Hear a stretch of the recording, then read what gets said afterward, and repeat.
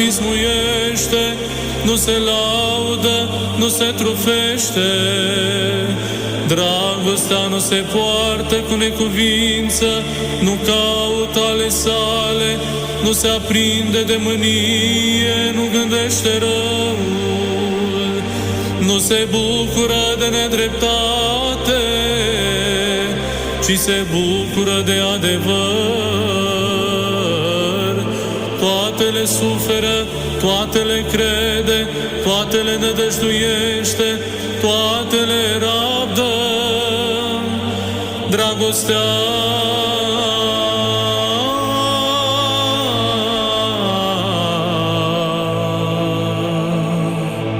nu cade niciodată.